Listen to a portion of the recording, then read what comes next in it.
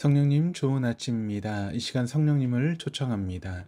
오늘도 내 안에 오셔서 하나님을 기쁘시게 해드릴 것을 소원하게 해주세요. 오늘 말씀을 통해 구체적으로 무엇을 해야 할지를 깨닫게 해주세요. 깨달은 것을 삶 속에서 실천할 수 있도록 도와주세요. 아멘. 오늘 함께 나누실 하나님 말씀은 누가복음 11장 29절에서 36절까지의 말씀입니다. 오늘 본문은 예수 그리스도의 간절한 외침에 대해 귀를 열지도 않고 또 반응을 보이지 않는 이스라엘 백성들을 향해 전하시는 예수님의 말씀입니다. 29절에서 예수님께서는 이런 자들에게 요나의 표적밖에는 보일 것이 없다라고 말씀하십니다.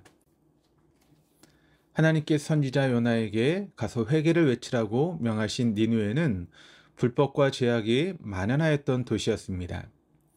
그런데 더욱 요나의 마음에 부담을 주었던 것은 니느웨가 이스라엘의 적국이었던 아수르의 수도였기 때문입니다.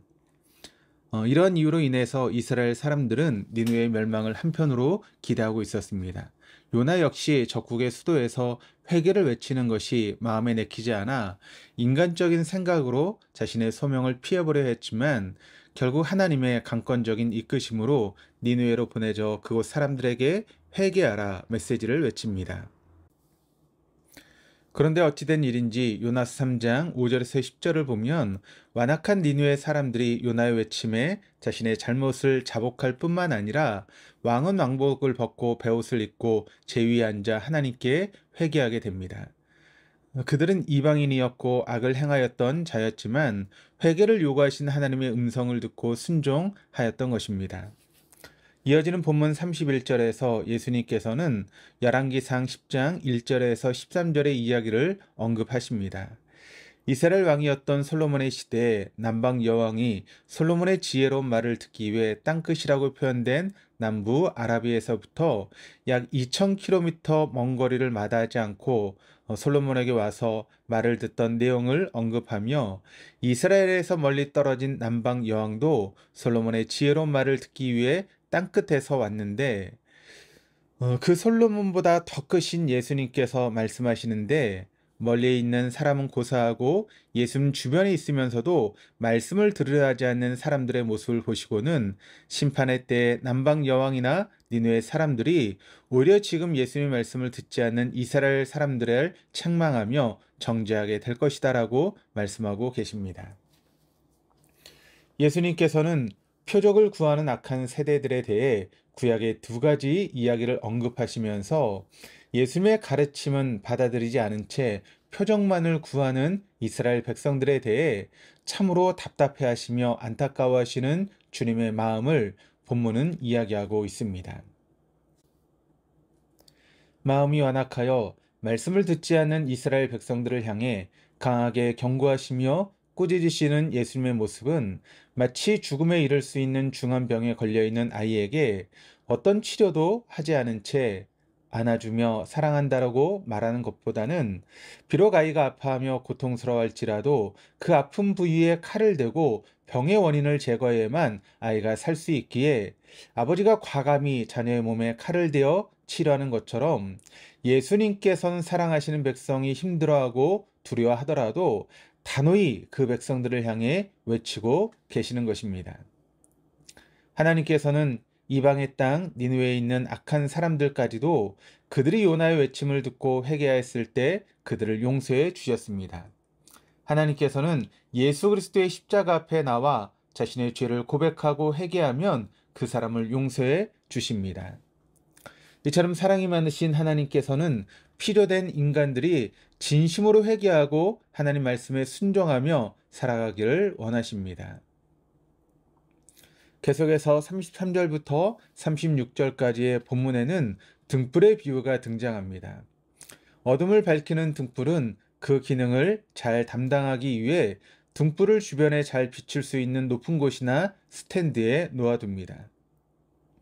빛의 주된 일은 어둠을 물리치는 일입니다. 모든 사람은 하나님을 알기 전에는 어둠의 상태에 있습니다. 그 이유는 로마서 1장 21절에 하나님을 알되 하나님을 영화롭게도 아니하며 감사하지도 아니하고 오히려 그 생각이 허망하여지며 미련한 마음이 어두워졌나니 라고 하는 말씀처럼 모든 인간 안에는 죄가 가득하기 때문에 우리의 영혼은 어두운 가운데 머물 수밖에 없었던 것입니다. 그런데 어두운 가운데서 아무런 희망도 없던 인간을 밝은 빛으로 인도할 분께서 이 땅에 오셨습니다. 바로 빛 대신 예수 그리스도로 말미암아 어둠에 있던 사람은 누구라도 빛으로 나올 수 있게 된 것입니다. 34절에서는 사람의 신체에서 등불과 같은 역할을 하는 기관이 눈이라고 언급하고 있습니다. 헬라적인 관점에서 본다라고 하는 것은 마음에 있는 빛이 눈으로부터 나가서 대상의 빛과 혼합된 뒤에 다시 눈을 통해서 마음으로 들어오게 된다라고 생각하였다고 합니다. 그렇기 때문에 36절에 우리의 온몸이 밝아 조금 더 어두운 데가 없기 위해서는 바로 우리 안에 빛이 가득 차 있을 때 우리의 온몸이 밝아질 수 있게 되는 것입니다. 이 말은 빛 대신 예수 그리스도가 우리 안에 충만할 때 우리의 온몸은 밝음의 상태가 될 수 있는 것입니다. 사람들은 세상을 살아가면서 자신의 인생을 가장 아름답고 가치 있게 만들어 줄 수 있는 것을 추구하며 살아갑니다. 그런데 우리 인생을 가장 밝게 빛나게 해줄 수 있는 분은 예수 그리스도 뿐이십니다. 예수님 한 분이면 우리의 인생은 충분합니다. 하지만 많은 사람들은 아직도 예수님을 알지 못합니다. 뿐만 아니라 예수님을 믿는 사람들 가운데에도 어느새 이 세상을 살기 위해서는 예수님 이외에 다른 것들도 함께 붙들고 가려고 합니다. 우리가 외우고 있는 주기도문에서 주님께서는 오늘날 우리에게 일용할 양식을 주옵시고라고 기도하십니다. 주님께서는 하루의 삶을 살아갈 수 있는 양식을 공급해 주실 수 있는 유일한 분은 오직 하나님 한 분이심을 아셨기에 하나님께 하루를 위한 양식을 구했습니다. 하나님 더하기 인맥, 하나님 더하기 실력, 하나님 더하기 재산 같은 하나님 더하기 다른 어떤 것을 같이 추구하며 살아가기보다는 하나님 한 분이면 충분하고 하나님만이 내 인생을 주관하시고 책임져 주시며 나를 먹이시고 입히시는 분이시고 나의 주인이시며 나의 왕이심을 고백하는 자가 바로 주님으로 가득 차 있는 사람입니다. 이 아침 우리에게 허락하신 본문의 말씀 가운데 예수님에 대해 의심하는 자들, 예수님을 온전히 믿지 않는 자들, 그 말씀에 귀를 기울여 하지 않는 이스라엘 백성들을 향해 우리 주님께서 그들에게 안타깝고도 간절한 마음을 가지셨던 것처럼 오늘 이 시대를 살아가는 많은 사람들 가운데 예수님 없이 살아가는 사람들, 예수님 말씀을 들으려 하지 않는 사람들이 니느웨의 백성처럼 주님의 음성을 듣고 돌이키기를 기다리고 계십니다. 또한 말씀을 간절히 사모하여 쉽지 않은 환경을 극복하고 나왔던 남방의 여인처럼 하나님의 말씀을 간절히 사모하는 자들로 서기를 원하십니다. 오늘날 그리스도인들이 힘을 잃어가는 것은 우리에게 어떤 기적과 놀라운 일들이 일어나지 않아서가 아닙니다. 어둠을 밝히는 등불의 역할을 온전히 감당하지 못하기에 세상은 여전히 어둡기만 합니다.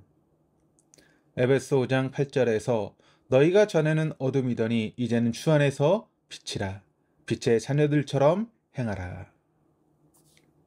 이 말씀처럼 빛 대신 예수 그리스도를 그 마음속에 가득 담아 온몸으로 예수 그리스도의 빛을 발산하며 우리에게 허락된 이 하루를 살아가는 주님의 자녀가 되어지기를 주님의 이름으로 축원합니다. 기도하시겠습니다.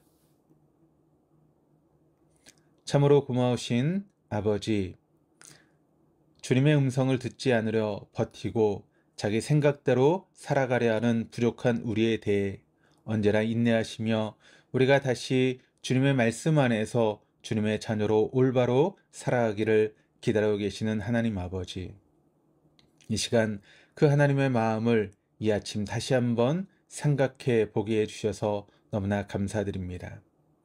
우리 안에 우리의 주인 되신 예수 그리스도 한 분만으로 가득함으로 말미암아 이 어두운 세상 가운데 빛 되신 주님을 우리의 삶을 통하여 드러내어 이 세상을 밝히며 살아가는 빛의 자녀가 될 수 있도록 인도하여 주옵소서. 이 모든 말씀 예수 그리스도의 이름으로 기도드립니다. 아멘.